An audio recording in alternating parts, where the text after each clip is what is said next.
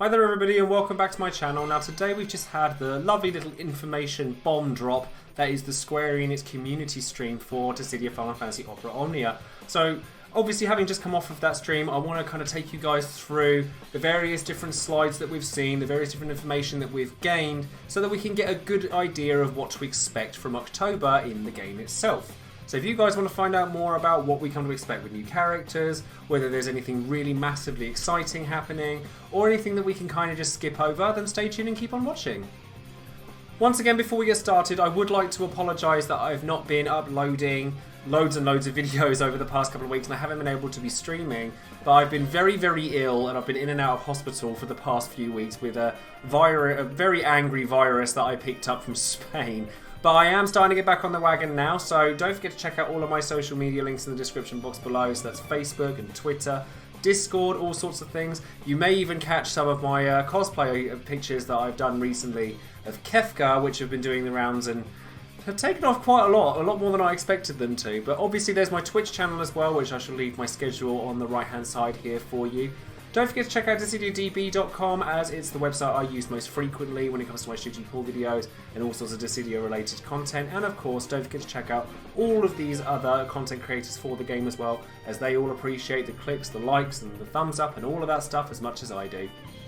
So the first thing that we're going to talk about is actually going to be coming along with the maintenance that we get this week, and it's the brand new revamp of the Radiant artifacts. And quite honestly, this could not come quickly enough. Alongside with the massive revamp for auto enhancing when it came to artifacts we got last month, this will make artifact farming so much less of an arseache that I actually cannot wait for it. You can now snipe particular artifacts for the characters you actively want them for. So if you're farming for some of those cursed artifact characters like Sarah or Yuna or any characters like that, then you can actually just go for them using Radiant Artifact tokens that you now gain from the New World of Illusions banner or event, as opposed to just having a New World of Illusions thing come about each time.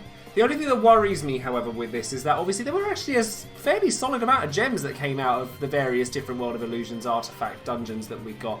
So I do worry that we're going to lose those. But we do get a login bonus of 1,000 tokens that you can exchange for Idogas and Idoges, which is going to be amazing and get a really good head start. I'm probably going to be hunting down Noctis or selfie arts and something like that, just so I can make sure they're as good as they can be. And then obviously by doing this you just get artifact tokens. No more fluff, no more rubbish of getting loads of characters you don't actually care about. It's going to make a massive difference. And having the enhancement guild costs reduced too is also going to be a big difference as well, because I mean, I can only speak for myself, but when I was farming for Sarah, I must have spent at least 3 million gil trying to get her cursed artifacts, and I still didn't manage to finish it perfectly. So having their enhancement cost reduced is actually pretty nice. As well as all of this Radiant artifact stuff that we're getting with the maintenance this Wednesday, we're also going to be getting a slightly changed version of the Abyss banner, or the Abyss dungeons that we've had, which will have a slightly different map and quest layout. So basically the limited time missions are now shifted to like the main quest rewards and things like that. So getting power tokens is going to be a little bit easier for people who haven't been able to do it already. The mission conditions are going to be more similar to each other across each stratum. So this makes me wonder whether there's going to be a surprise banner that comes with this event. So whether we start seeing maybe recursions of older characters, maybe a character is brought forward. Who knows a bit. Obviously we've had banners come about with the Abyss dungeons before. Maybe we'll see another one come Wednesday. It doesn't actually say whether we're going to get one or not. But that being said, people should have a plenty of wide range of characters by now. So you'd hope that you'd be able to complete this dungeons regardless. Though last time, certainly there were some struggles with the Cosmos versions of the Abyss dungeons. And this content is designed to be difficult. So you'd hope that, as much as I hope that everyone's able to clear everything, obviously I know that that may not be true. At the same time, because they've made it so that the limited time missions aren't such a thing anymore, it's not such a panic and a rush to get everything done on the day it comes out, which I think is great. Now this month when it comes to pulling for characters, it's going to be a real test of strength, I think, as to resisting some of these characters that are coming out, because November, by the looks of the rate that we're getting stuff, November is going to be the start of Chaos and the EX Plus era. So while a lot of these characters coming out are really interesting and exciting, and if you do pull on any of these, I'll do Shooty Pool videos on these, I will get back on the wagon, we're doing those. they're going to be difficult to resist because some of them are very interesting and very cool and very powerful, but their shelf life isn't as long as we'd like it to be. Now, the first character that comes out this weekend is going to be Pronto. Now, I know a lot of people are going to be very excited for Pronto because he's FF15, he's very popular. He's actually got quite an interesting kit as well. He's like a aura buffer, slight debuffer, and his EX does like 10 Brave HP attacks across your opponent's party, and he's really cool. And honestly, they've brought out a really nice costume bundle for him in his Kingsglaive outfit, and it makes me want it, but I'm going to try and resist Pronto as best I can because he's really strong for Cosmos, he's a lot less strong for Chaos. So in terms of shelf life, he's probably not the best character to go for, despite the fact that he looks super cool and interesting. But that being said, if you do grab him, he's going to do really well during the time that he's available for. So if you're a big fan of Pronto, he's definitely not a bad character. But I'll obviously go into greater detail just before his event turns up this weekend, so you can look forward to that. Next on the list, which is going to be next week or next Monday, we're going to be seeing the World of Illusion's Ultimate Ramu come up. Now, I know that a lot of people don't really like farming these, but honestly, I get quite excited for them just because of the sheer amount of stuff you can get from them. Like it says down there, 30,000 gems, 300 draw tickets, and 500 armor tokens. That is a lot of stuff. And quite honestly, I'm actually quite excited for the EX weapon that's going to be coming with this banner, which is going to be Setsa's EX. I think it's a really cool weapon. Setsa's already an amazing farming character because his animations are so quick and he just gets the job done really quickly. So his EX is actually one I'm quite excited for. And he's going to make farming Ramu that much easier as well. So that's something to consider, even though the same thing I can say for Pronto, I can also say for Setsa, where you might have to try to resist some of these characters. But honestly, Setsa was one I was kind of saving up for anyway, and I actually really want him because he just makes farming that much easier, and the increased stats of his EX are going to help him a lot. His EX is kind of like Quistis's in that it goes off pretty regularly, and it gives really nice buffs across the board, so he's one to be excited for. And if you're not excited for him, then be excited for the ridiculous amount of resources that you can get from farming Ramu. So now we're moving into October, and we've got a Lost Chapter and a new character event that will come about very early on in the month. The Lost Chapter being Gilgamesh, and without going into too much detail, Gilgamesh is pretty poor, unfortunately. He's not the best character in the world.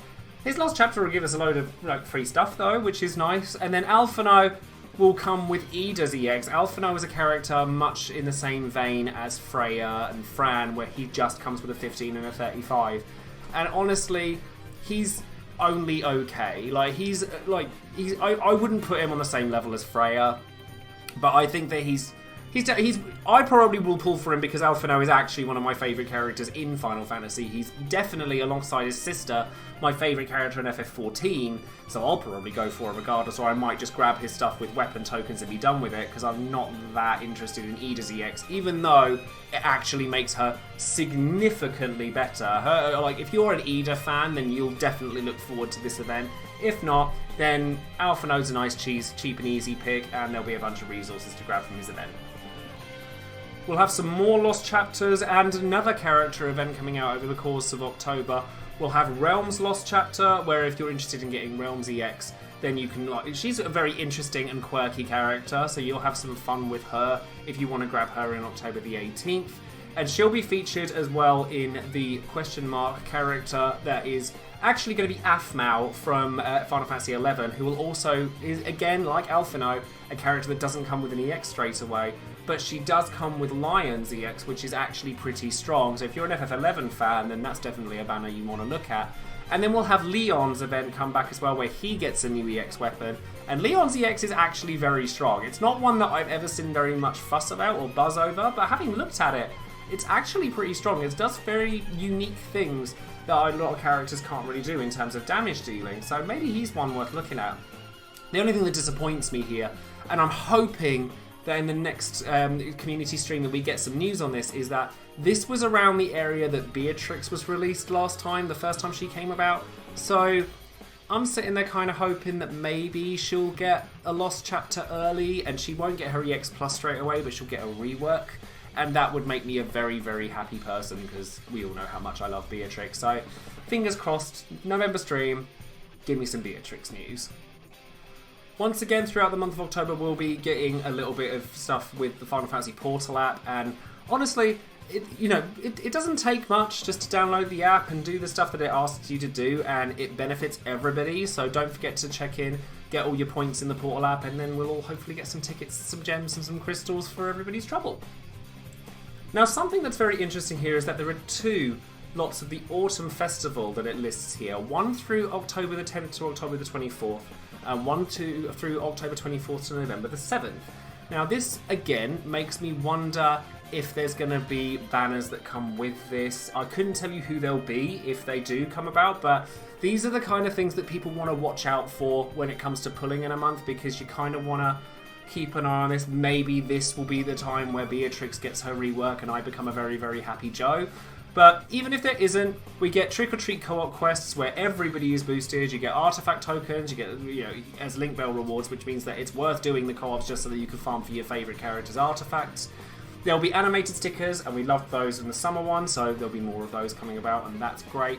But basically, this will just be a nice excuse to get some free resources, and honestly, I'm kind of wondering if there's going to be some banners come with this. So keep your eyes peeled and let's see what comes out of this.